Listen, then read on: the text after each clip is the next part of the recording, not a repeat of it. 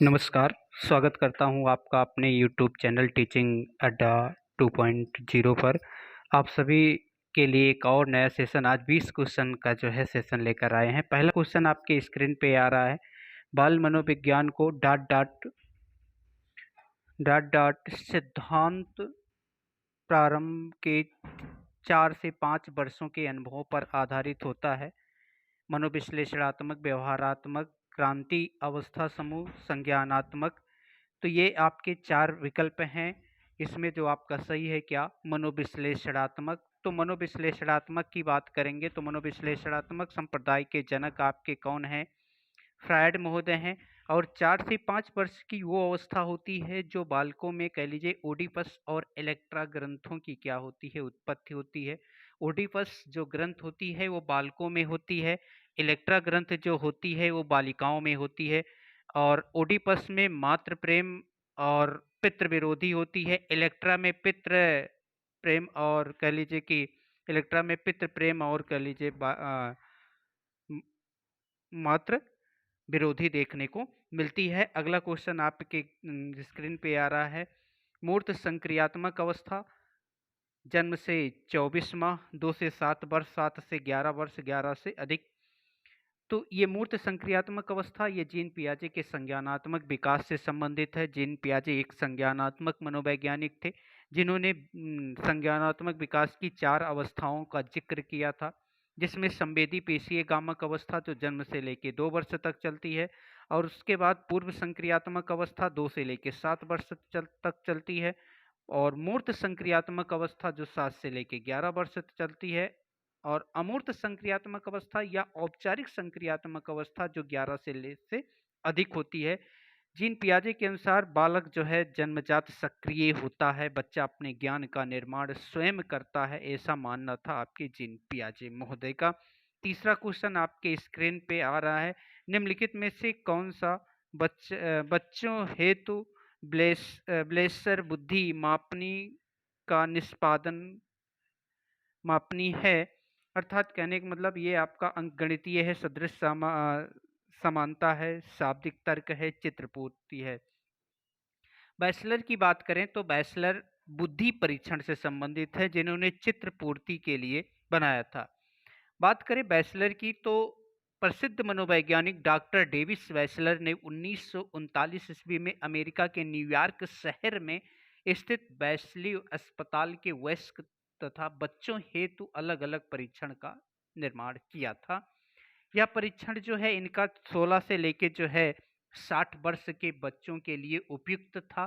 जब उन्होंने पुनः 1955 में संशोधन किया तो इसका नाम लिख रखा बैचलर वयस्क बुद्धि परीक्षण के नाम से जाना जाता है। अगला है, फ्रायड के अनुसार निम्न में से कौन सी विकास अवस्था में बच्चों का ध्यान जनन अंगों की तरफ जाता है? मुखावस्था, गुदावस्था, लैंगिक अवस्था, प्रसुप्त अवस्था। तो मैं आपको बतला दूं, सिगमंड फ्रायड ने आपके मनोलैंगिक विकास की जो है 5 अवस्थाओं का उल्लेख किया था, जिसमें पहली अवस्था थी जो मुखावस्था थी, जिसमें सेक्सुअल एनर्जी का जो क्षेत्र था मुख था। दूसरा गुदा, फिर गुदा पे ट्रांसफर हो जाता है। तीसरा शिश्नावस्था या लिंग प्रधान अर्थात लैंगिक अवस्था, जो विकल्प आपका सही है। अगला है अव्यक्ति अवस्था या निलीनावस्था अर्थात ऐसी अवस्था जिसमें बालक की जो है कौम प्रवृत्तियां क्या होती हैं? बिल्कुल समाप्त हो जाती, प्रसुप्त हो जाती। और अगला है जनेंद्रिय अवस्था। अगला क्वेश्चन है, एक पूर्व विद्यालय बालक कहता है कि सूर्य आज उदास है। बालक निम्नलिखित में से किस संप्रत्यय का अभिव्यक्ति कर रहा है? सजीव चिंतन का, केंद्रीयता का, पारस्परिकता और वस्तु अस्थायित्व का। तो जीन पियाजे की जो दूसरी अवस्था है जिसे पूर्व संक्रियात्मक अवस्था के नाम से जाना जाता है, उस अवस्था में जीववाद देखने को मिलता है, अर्थात सजीव चिंतन की अवधारणा। जैसे सूरज आज उदास है, सूरज आज नाराज है, सूरज आज दिख नहीं रहा है, जो फैन चल रहा है इसमें जीव पाया जाता है। प्रत्येक निर्जीव वस्तुओं में सजीव की कल्पना करना, सजीव का चिंतन करना ही जीववाद के अंतर्गत रखा जाता है। वस्तु स्थायित्व जो है, जो वस्तुएं आंखों के सामने से ओझल हो जाती हैं उसका भी अस्तित्व होता है, तो वो वस्तु स्थायित्व कहलाती हैं।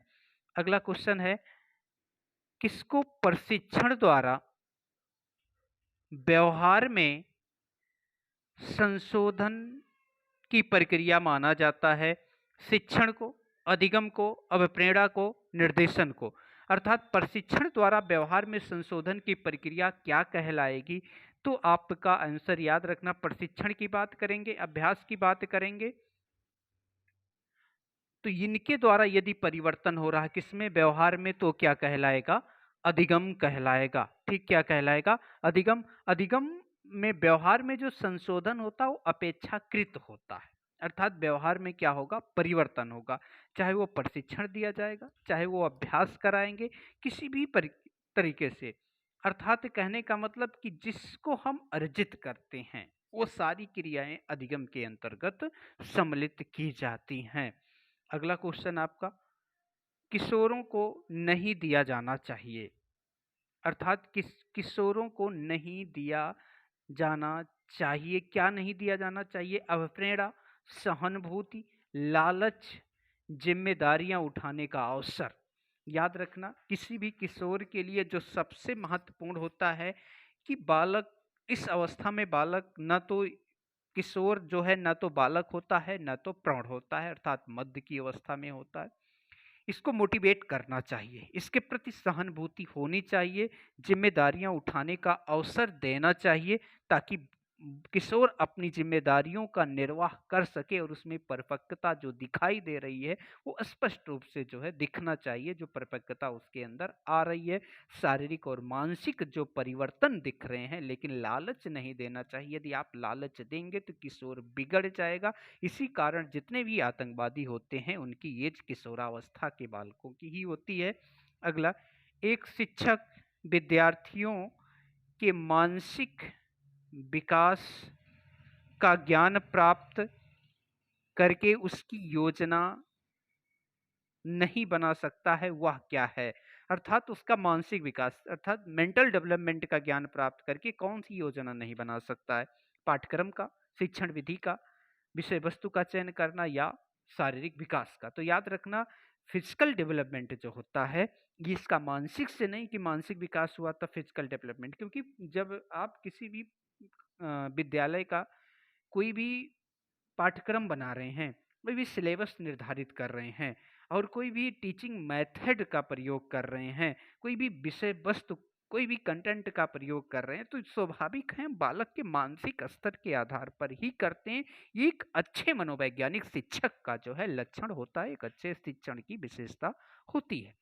अगला, किशोरावस्था एक नया जन्म है, इसमें उच्चतर और श्रेष्ठतर मानव विशेषताओं का जन्म होता है। कथन किसका है? जॉन एंड सिप्सन का, गैसलर का, स्टेनले हॉल का, ग्रिडफेल? तो याद रखना, किशोरावस्था पर सबसे ज्यादा अध्ययन करने वाला कोई व्यक्ति था तो स्टेनले हॉल थे। स्टेनले हॉल महोदय को किशोर मनोविज्ञान का जनक कहा जाता है। इनको जो है बाल मनोविज्ञान का जनक कहा जाता है। एडोलसेंस नामक पुस्तक इनके द्वारा लिखी गई है। बालकों में किशोरावस्था में होने वाला जो परिवर्तन होता है इन्होंने कहा कि अचानक होता है, अर्थात त्वरित विकास का सिद्धांत भी इन्होंने दिया था। और किशोरावस्था नया जन्म होता है, इसमें उच्चतर तथा श्रेष्ठ मानव की विशेषताएं जन्म लेती हैं, अर्थात इसमें परिवर्तन बहुत तीव्र होता है। इसलिए इस बात को जो है स्वीकार किया था आपके स्टेनले हॉल ने। अगला क्वेश्चन, जिस प्रक्रिया से व्यक्ति मानव के लिए परस्पर निर्भर होकर व्यवहार करना सीखता है वह प्रक्रिया क्या कहलाती है? कहने का मतलब, कोई भी व्यक्ति मानव के लिए या किसी दूसरे व्यक्ति के लिए परस्पर निर्भर होकर जो है, एक दूसरे पर निर्भर होकर क्या कहलाएगा? सामाजिकरण की प्रक्रिया कहलाती है। सोशलाइजेशन एक महत्वपूर्ण प्रक्रिया है। सामाजिकरण की प्रक्रिया की एजेंसियां होती हैं, दो एजेंसियां होती हैं, एक प्राथमिक एजेंसी और एक आपकी द्वितीयक एजेंसी होती है।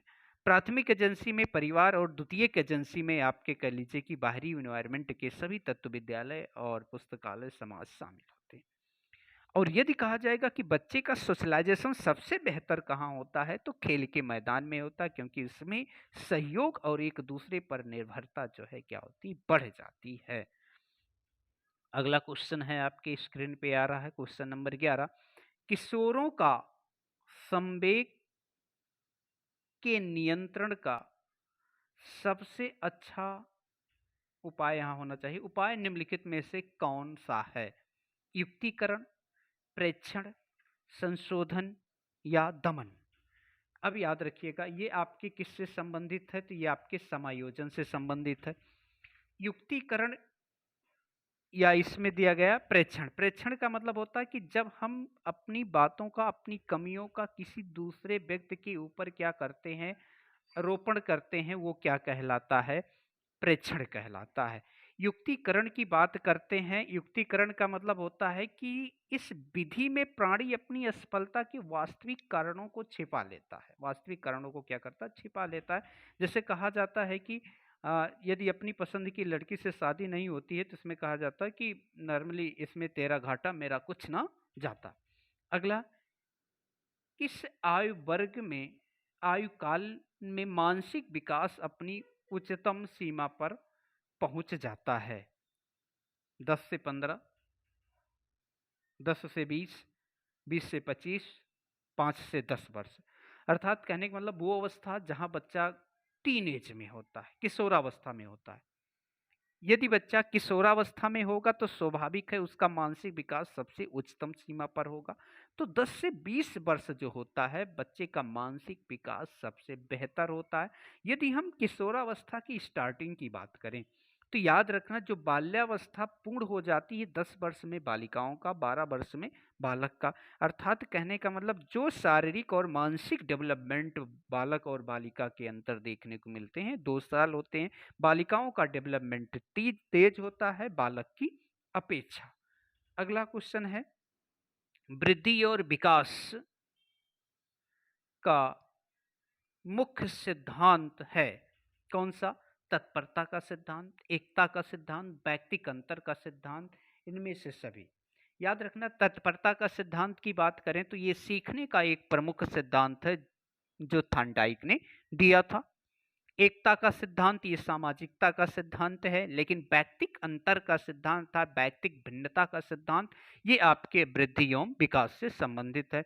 प्रत्येक व्यक्ति का डेवलपमेंट अलग अलग होता है। एक ही माँ से जन्म लेने वाले जुड़वा संतानों में भी भिन्नता देखने को मिलती है। ये कहलाती है कि आपकी व्यक्तिक भिन्नता। और व्यक्तिक भिन्नता जो देखने को मिलती है, अर्थात कोई भी दो बालक का डेवलपमेंट एक जैसा नहीं हो सकता है, दोनों में अंतर देखने को मिलेगा। विकास के प्रत्येक क्षेत्र भिन्न भिन्न देखने को मिलेंगे। क्वेश्चन नंबर 14, निम्नलिखित में से वंशानुक्रम संबंधी नियम है कौन सा है? प्रयासों का नियम, सीखने का नियम, समानता का नियम, स्वास्थ्य का नियम। अर्थात कहने का मतलब वंशानुक्रम संबंधी नियम है। प्रयास का कोई नियम वंशानुक्रम में नहीं है। सीखने का नियम आपके सीखने से है, वंशानुक्रम से संबंधित नहीं है। स्वास्थ्य का नियम आपके वंशानुक्रम से संबंधित नहीं है। समानता का नियम अर्थात प्रत्येक बालक का जो डेवलपमेंट होता है, विकास सभी में समान रूप से होती है। लेकिन क्या समान रूप से होती है? अर्थात कहने का मतलब प्रतिरूप समान होते हैं, मॉडल समान होते हैं, शारीरिक बनावट समान होती है। 2 हाथ पैर होंगे, 2 आंखें होंगी, 2 कान होगा, नाक होगी। कहने का मतलब ये समानता देखने को मिलती है। चाहे कोई गरीब घर में जन्म ले, चाहे कोई अमीर घर में जन्म ले, सभी में समानता देखने को मिलती है। अगला, बाल्यावस्था। बाल्यावस्था होती है, प्रश्न है आपका, बाल्यावस्था होती है, विकल्प आपके सामने आ रहे हैं। 5 वर्ष तक, 12 वर्ष तक, 21 वर्ष तक, इनमें से कोई नहीं। तो विकास की मैं बात करूं तो याद रखना, विकास का जब भी जिक्र किया जाएगा तो विकास की जो है, बाल विकास की 3 अवस्थाएं हैं। एक शैशवावस्था, बाल्यावस्था और किशोरावस्था। शैशवावस्था जो चलती है जन्म से लेके 5 तक, और बाल्यावस्था चलती है 5 से या 6 वर्ष से लेके 12 वर्ष तक। तो बाल्यावस्था आपकी होती है क्या? 12 वर्ष। और बाल्यावस्था को 2 भागों में बांटा जाता है। एक आपके 6 से लेके 9 वर्ष का काल होता है और एक 9 से लेके 12। 6 से लेके 9 वर्ष के काल को संचय काल कहा जाता है और 9 से लेके 12 वर्ष के काल को कहा जाता है क्या? आपका कहते हैं इसे जो है परिपाक काल के नाम से जाना जाता है। अगला, बालकों में सामाजिक भावना का विकास जन्मजात होता है। बालकों में सामाजिक भावना का विकास जन्मजात होता है। आप इस कथन से पूर्णतया सहमत हैं, संभवतः सहमत हैं, असहमत हैं, कुछ सीमा तक सहमत हैं? अर्थात सोशलाइजेशन जो डेवलपमेंट होता है वो बालक के जन्म से ही होता है? बिल्कुल नहीं, इससे आप असहमत हैं, क्योंकि जो सामाजिकरण का विकास होता है वो जन्म से नहीं, ये जन्मजात प्रक्रिया नहीं। जब बालक जन्म लेता है, जैसे जैसे लोगों से मिलना शुरू करता है, उसमें सामाजिक भावना का विकास प्रारंभ हो जाता है। अर्थात सामाजिकरण की प्रक्रिया जन्मजात नहीं होती है, ये धीरे धीरे जो है जैसे जैसे उम्र बढ़ता जाता है वैसे वैसे उसमें सामाजिकता का विकास होने लगता है। क्वेश्चन नंबर 17 आपके स्क्रीन पे आ रहा है। छात्रों में परस्पर सहयोग की भावना विकसित करने के लिए आप क्या करेंगे? इससे लाभ बनाएंगे, अन्य शिक्षकों के साथ मिलकर काम करेंगे, या इसके लाभ बनाएंगे नहीं बताएंगे? सहयोग भावना की कहानी सुनाएंगे, सहयोग न करने वाले, अर्थात जब आप बच्चों के अंदर जो है सहयोग की भावना विकसित करना चाहते हैं तो जितने भी शिक्षक हैं एक साथ मिलकर कार्य करेंगे तो बालक में सहयोग की भावना विकसित होगी। यदि आपका कोई विद्यालय है उसमें जितने भी स्टाफ हैं सभी इतर वितर जो है बैठे हैं, एक साथ कभी कोई काम नहीं करते हैं, तो बच्चों में ये परस्पर सहयोग की भावना जो है विकसित नहीं होगी। इसलिए जो है सभी को मिलकर जो है क्या करना चाहिए, वर्क करने चाहिए। अगला क्वेश्चन है, शिक्षा का सबसे बड़ा उद्देश्य है? क्या है शिक्षा का सबसे बड़ा उद्देश्य? विकल्प आपके सामने, छात्र धन कमा सके, ज्ञानार्जन कर सके, बेहतर जीवन जिए, सम्मान पा सके। शिक्षा किस लिए देनी चाहिए? धन कमाने के लिए, सम्मान पाने के लिए? याद रखना, शिक्षा का प्रमुख उद्देश्य होता है ज्ञानार्जन करना, और ज्ञानार्जन करने के साथ साथ यदि विकल्प में ज्ञानार्जन ना होता तब आप विकल्प तीसरे की तरफ जा सकते हैं, बेहतर जीवन जीने के लिए। अगर यहाँ पे विकल्प ये दिया जाता कि शिक्षा का प्रमुख सबसे बड़ा उद्देश्य क्या है, जीवन की समस्याओं का समाधान करने की क्षमता विकसित करना, जीवन संबंधी जितनी भी समस्याएं आ रही उसके लिए जो है बालक को तैयार करना, ये उसका उद्देश्य होता है। क्वेश्चन नंबर 19 चलते हैं।